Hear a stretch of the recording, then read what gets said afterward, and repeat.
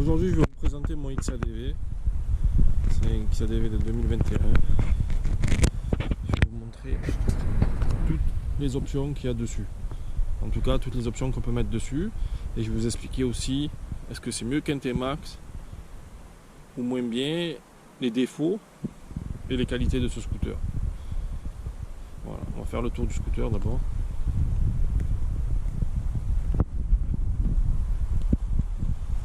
Protection de radiateur, je sais pas si vous le feu additionnel, les crash bar, les cale-pieds, l'accroche valise, top case,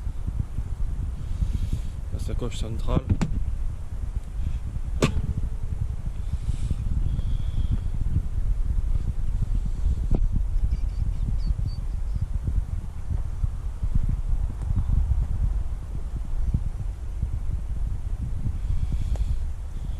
J'ai rajouté un petit hook pour la béquille. Qu'est-ce que j'ai rajouté? Oh, c'est bon. Bon, vous l'allumez, vous appuyez ici une fois, ça s'allume. Voilà, le compteur est comme ça. Vous pouvez tout changer là avec cette commande là, vous restez appuyé un peu sur le côté comme ça et ça va vous changer, ça vous amène dans le menu. Après vous avez tous les réglages que vous pouvez faire. Bon, les réglages qui doivent vous intéresser, c'est type de fond d'écran, je pense que c'est ça.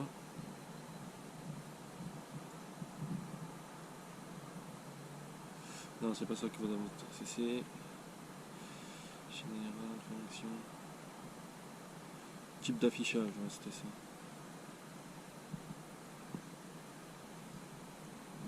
En fait, sur le XADV, on peut changer de fond d'écran, en fait, des compteurs.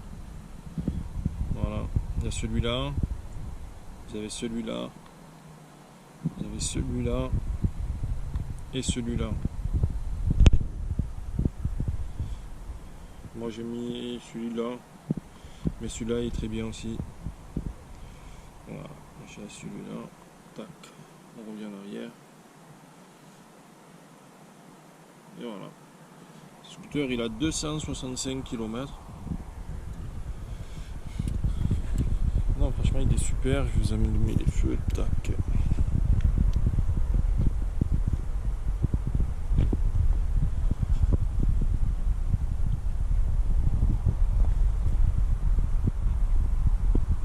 J'ai mis la protection radiateur que je vous ai dit tout à l'heure, XADV. Qu'est-ce que j'ai rajouté encore? Ouais, c'est tout. Hein. J'ai mis les mêmes valises que celle-là, les trackers, je sais pas quoi là. Et voilà, hein. Sinon il est toute option. J'ai rajouté ça aussi comme option. Le guidon. Voilà, dites-moi ce que vous en pensez. Bon, maintenant je vais vous parler des défauts de ce scooter que j'ai noté. Les défauts, c'est que en fait des fois la clé elle déconne. Mon premier défaut, c'est la clé elle déconne. Si vous la mettez dans le coffre, des fois elle capte pas. C'est un peu compliqué. C'est très compliqué. Elle capte pas. Qu'est-ce qu'il y a comme d'autres défauts? En fait, quand vous ouvrez le coffre, ben, je sais pas, c'est pas bien fini, elle penche. Aucun bearing qui la tient, alors elle penche de ce côté.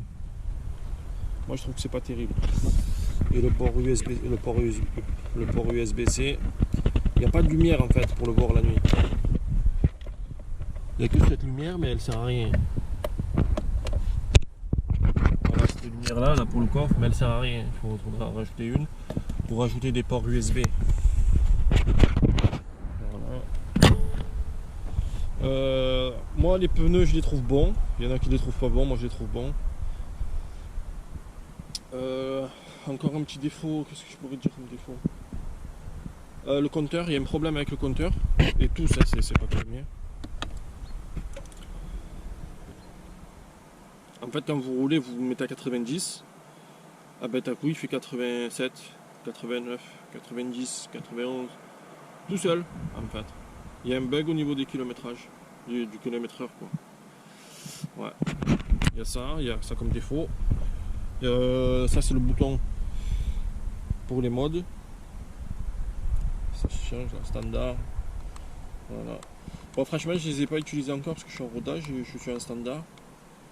J'ai mis un peu un gravel parce que on est un peu en off-road. Je vais vous parler du off-road maintenant. Est-ce qu'on peut faire du off-road avec le XADV? Oui et non. Oui que si en fait que si on a un niveau en off-road avec plusieurs motos qu'on a fait. Sinon il faut pas y aller parce qu'avec des cailloux comme ça c'est beaucoup trop dangereux. Des petits chemins de terre oui, mais de l'off-road dans ces conditions là non, il est trop lourd et c'est pas une GS. Il faut arrêter de dire c'est une GS, pas c'est une GS. Bon, même si ça vaut le prix d'une GS, mais je vais vous l'expliquer. Non, si on est aguerri, oui, mais il faut faire très attention. On peut vite tomber et massacrer le scooter. Voilà. J'ai oublié les options que j'ai rajoutées aussi, j'ai oublié. Là en fait il va y avoir les réhausses de par-main. Je les ai commandés mais ils sont pas arrivés. Et c'est quoi que j'ai commandé? Les poignées chauffantes aussi. Ils doivent arriver, je dois les mettre. Dès qu'ils arrivent, je les mets. C'est les deux options qui me manquent. J'ai les déflecteurs que j'ai rajoutés de chaque côté. Alors pourquoi j'ai pris les barres JV? J'ai pris les barres JV parce que de 1 il n'y avait que ça. Et chez Honda, elles sont grises. Et elles font 295 €. Celles-là, je les ai payées 160 €.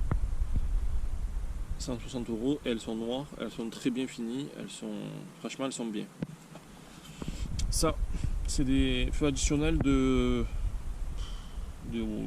Amazon que j'ai acheté sur Amazon, mais ils sont sur AliExpress. Ils sont très bien finis. Qu'est-ce que j'ai dit? Les feux additionnels de chez Honda, franchement, ils sont bien parce que c'est de l'origine, mais c'est pas terrible. Je vous explique pourquoi. Ça coûte 80 €. Et ils sont très bien finis, c'est de la bonne qualité et tout. Eux de Honda, ils coûtent 414 €. Il y a une grosse différence. Déjà entre ça et ça, j'ai économisé 400 €. Mais bon, le problème c'est que moi, je suis obligé de les allumer comme ça, avec ce bouton. Voilà, faites ça s'allume. Une fois que c'est rouge, c'est que c'est allumé. Mais le problème c'est que quand vous mettez les feux additionnels d'origine, vous êtes obligé de rentrer dans le menu. Mais en roulant, vous ne pouvez pas le faire. Il faut vous arrêter. Et après vous allumez les feux additionnels. Vous avez compris, j'espère. Que là, à tout moment, vous pouvez allumer vos feux. Ça vous demande rien. Les cale-pieds aussi. Les cale-pieds sont indispensables sur ce scooter-là. Ils sont indispensables parce qu'en off-road, il faut les mettre. Et même en conduite normale, j'aime bien mettre mes pieds dessus. Ça, voilà.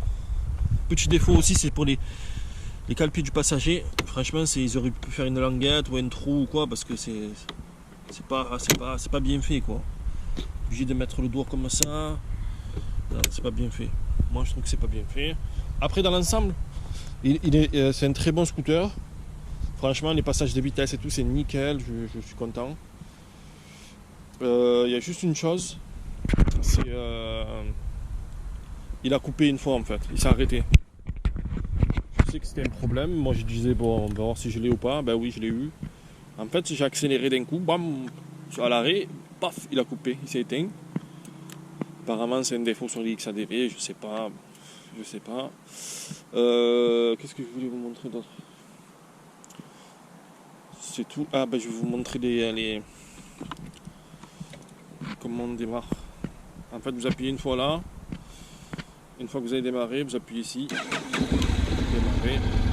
Une fois qu'il est démarré, là vous avez le neutre et le D. Là on a un neutre, je ne vais pas accélérer. Franchement il fait un très beau bruit, il n'y a pas besoin de mettre une ligne sur les XADV. Ça ne changera rien du tout à part le poids, mais bon.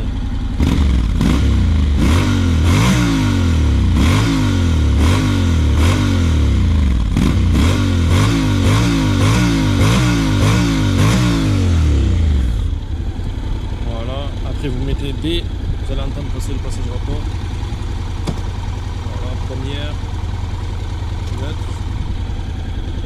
Et voilà, c'est tout simple. Hein. C'est tout simple. C'est tout simple, tout simple.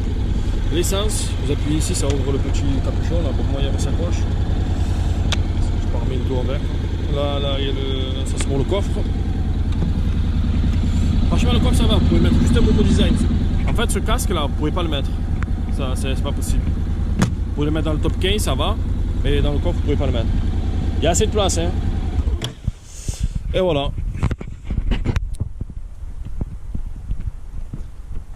Alors, combien ce scooter m'est revenu? Ce scooter m'est revenu à, je crois, dans les 16 000 euros en tout. Je vais vous expliquer pourquoi.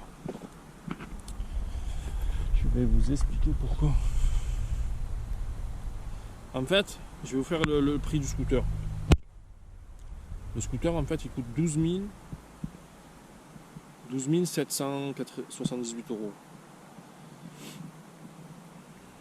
La butte, je crois qu'on a à 120 euros.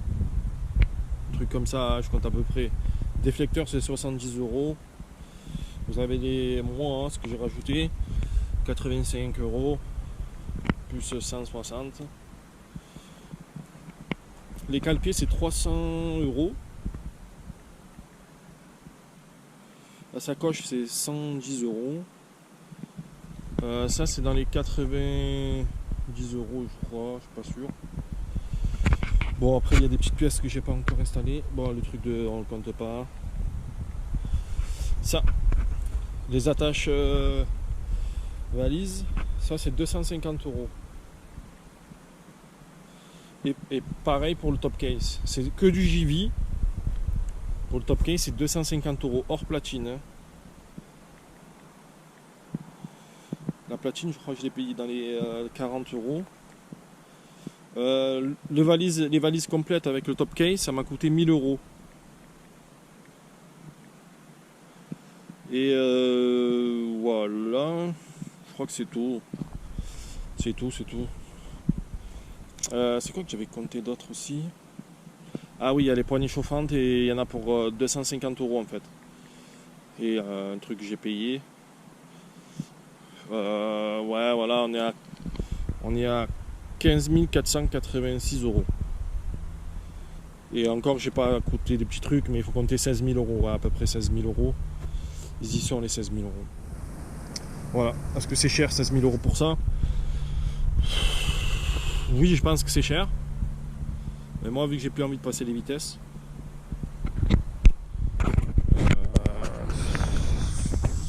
moi je trouve que ça les vaut. Le prix, après, en fait, c'est les options qui sont un peu chères, mais bon, le prix d'un T-Max c'est 14 000 euros. Un Tech-Max de 560. Vous en avez un à 12 000 euros. Bon, bref, voilà, c'est sans option.